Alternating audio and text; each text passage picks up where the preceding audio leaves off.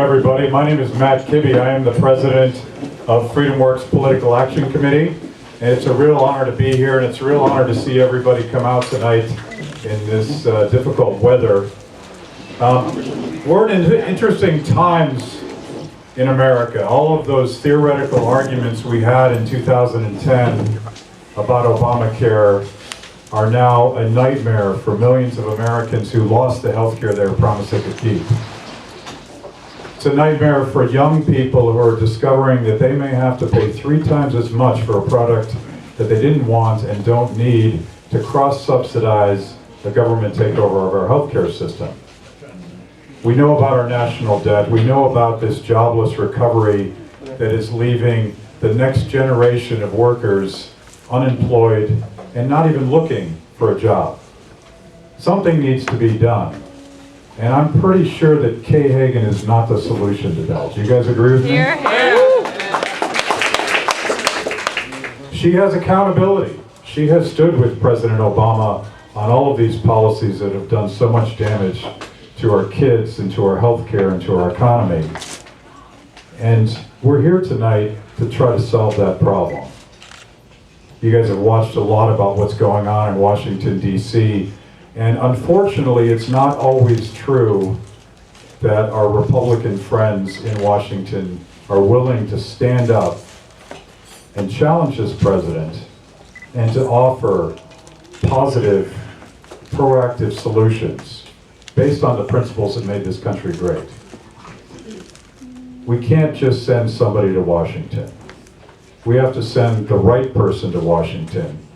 And I'm proud to be here today representing the millions of FreedomWorks activists and all of the activists here in North Carolina and say the guy for that job is Dr. Greg Brannon. Yes.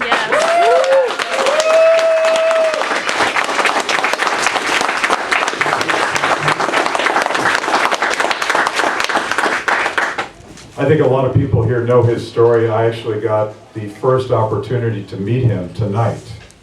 And our team at FreedomWorks vetted his record. We grilled him on the issues. We grilled him on the Constitution. We wanted to know if he understood what the solutions were. Because if you think about where we are today, it's not enough to pledge to oppose Obamacare. When Republicans take the Senate in 2014 and 2015, they're going to have to fix the fact that this president and Kay Hagan and the Democrats destroyed the individual market for health care. We're going to need somebody that's willing to lead. And it's our best judgment that Greg will join some people that I'm pretty proud of in Washington. Guys like Senator Ted Cruz, Yes. Senator Mike Lee, and Senator Rand Paul.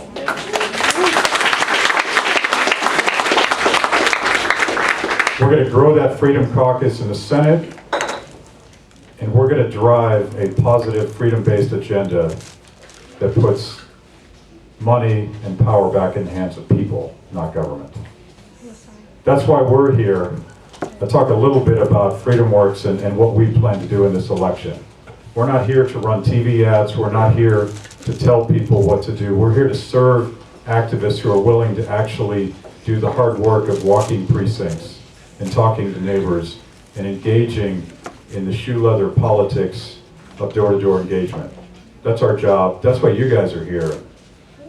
We've done this before. We're going to be outspent. We're going to be trash talked.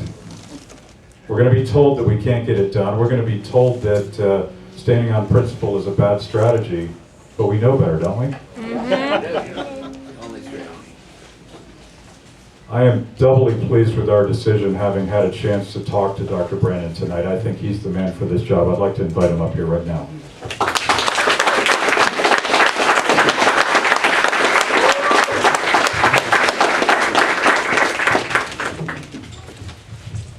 Freedom works. Let's not forget that. Freedom works. I'm just humbled and blown away how he came here from 5 years ago, 6 years ago, preparing for this, studying. The doors have been opened up.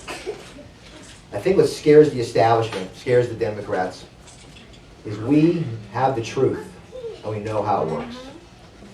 We're not here to reinvent no wheel. We're here to actually just get men and women to understand those core principles that built this phenomenal country and not waver on them.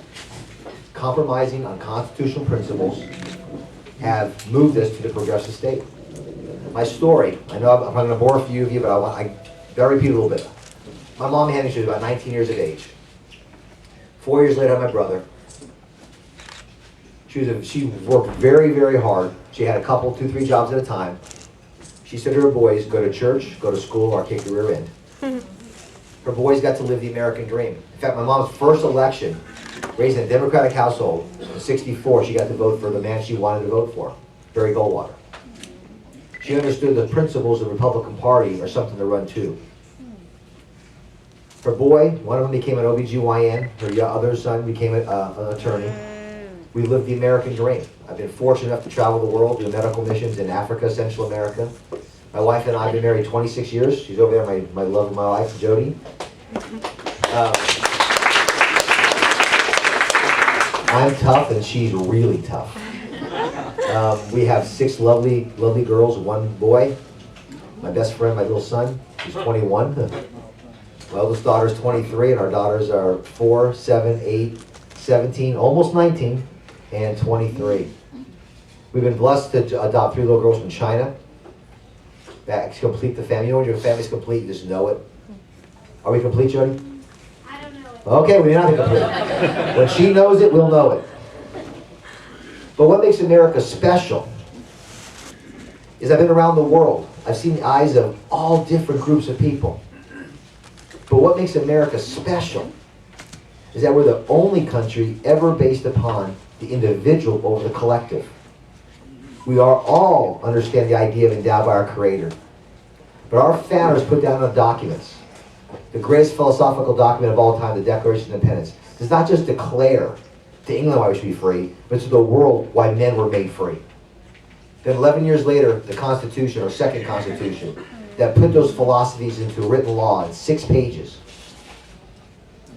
And the Bill of Rights, which does not grant one single right. It just declares God-given natural rights in which the federal government can never infringe upon. So our founders had asked themselves 2 questions. And I believe it's our generation's turn to do the same thing. Who is sovereign, and what is the legitimate role of a government? And both those are answered in the 2nd paragraph of Jefferson's Declaration. Our Creator made us in His image, so we're sovereign. We're endowed with certain inalienable rights, among those life. From the moment of conception to natural passing and everywhere in between, there's no such thing as quality of life. A third party cannot tell you a quality of life. You're all special. Without life, there's no liberty. And the next one is liberty, with its freedom and responsibilities. And then the pursuit of happiness. That is your dream. What makes America great is not succeeding, but the opportunity to try to succeed and the opportunity to get up every single time we fall. I have fallen many more times than I've succeeded. So that's your inalienable rights. You're the sovereign. Don't ever forget the man and woman in the mirror is sovereign.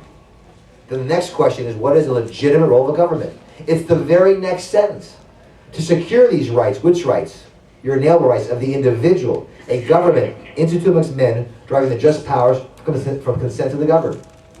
We've given our consent not to be ruled over, but of unbiased umpires to make the field level at the opportunity at the beginning stage. And the moment a government oversteps its bounds, it's now illegitimate. I had Reverend Sharp make fun of the word tyranny. Well, tyranny means something, because then right there, Jefferson listed 28 things he called tyranny. That's our Declaration. That's our founding fathers. I always talk about the 56 men that signed the Declaration, but how about the wives at home with the kids? Putting food on the table. Putting the income on the table to survive. I think Adams left his wife basically out of 8 years, almost a whole till 8 years. They risked it all. Those 56 men and their families, by saying they pledged their life, their fortune, but most important, their sacred honor, they changed the world. We will not show them the respect if we run away from those principles. Yes, America has warts. At the beginning, we said people with darker pigment are a property, not humans. We went through that. We said women don't have equal rights. We went through that. And by the way, those are Republican things. Martin Luther King was Republican. Susan B. Anthony was Republican. Farragut was Republican. Let's take that message, it unifies America. Again, don't forget our motto, from many one. We keep our separate ethnic cultures, but bind into the common American culture, which is the rule of law, common language, sovereign borders. We be a republic, and we show the rest of the world what that shining city is. That's what Reagan talked about. Be the example for the world. We don't need to be a democracy. That's two wolves and sheep vote what's for dinner. Republic is wolves and sheep don't eat each other. So today I want to answer a lot of questions, but on any topics you have. But I want to go over a little history out here on the Constitution, because that's the job I'm running for. It's Article 1, Section 3. The Constitution limits the federal government. It limits the federal government. And Article 1, Section 8 gives the federal government 18 functions. The checks and balances, I'll go over that. The legislative branch has roughly 33 functions. The executive branch has 13. Side note, of the 13, the ones for foreign policy only has one that it can do unilaterally. That's actually saying hello to ambassadors and ministers. Foreign policy must be at the origin of the intent, according to Hamilton and Madison, at the exact time when all the things are discussed. Not advising incentives that means to put a stamp of approval. It means you're part of the process the whole way. And then the judicial branch has 6 functions to actually give their opinion on 6 types of cases, but no power to enforce them. All law is in the legislative branch. So checks and balances are intertwined amongst those. But the most important checks and balances are the vertical. The top of it is the sovereign. Look in the mirror. That is the top of the pyramid. We delegated our liberties, a little bit of our responsibility to the state to allow us to live our lives. Roads, take care of clean water, go live your lives. To make a more perfect union, our state delegated 18 functions. But how does that all stay together? I think a couple quotes are important here. Washington said, "We the people are the true keepers of the Constitution." That's why FreedomWorks is back. That's why the people are back. We're doing our obligation.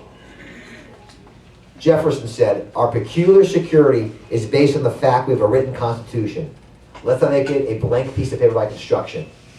So we're responsible for this. And don't forget, Jefferson was not in the debates. He was in Paris.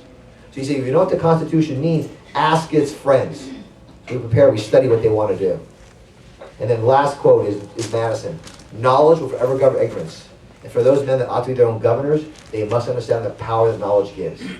So we here study those 6 pages. We study the Bill of Rights. We understand the 9th Amendment protects the individual, the 10th protects the sovereign state, and the most important phrase, Article 6, is where I give my oath, but in Article 6, Clause 2, it says the supreme law of the land, the Constitution, is in pursuant thereof. We have to hold them accountable to those 18 functions. We do that, the next 40 years will be better than our last 235 years. Because that's when we take the founding principles and apply it to every man or woman, no matter who they are, where they're from, and they have all those beautiful ideals held out there. The future is so much brighter.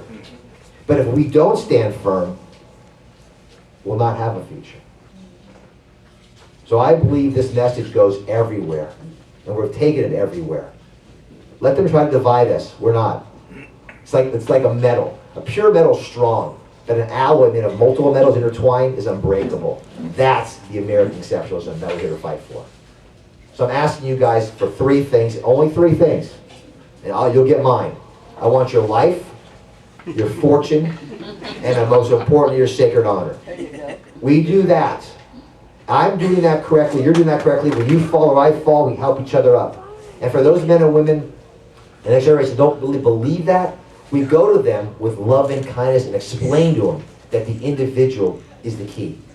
We do that with love and kindness, we're going to break barriers that are going to be phenomenal. We know from the polls, we're doing that. We're the campaign that's putting together a coalition of victory of North Carolinians. We're blessed enough to be backed by FreedomWorks. This is phenomenal. Ron Paul, Mike Church, Eric Erickson, Ann Coulter, Dudley Brown. You know, this is the team that loves this country. We're not going to run away from it. We're going to run towards it. So again, I want those 3 things. You got mine, and I'm honored to work with you for Victory May 6th and then in November. Thank you so much.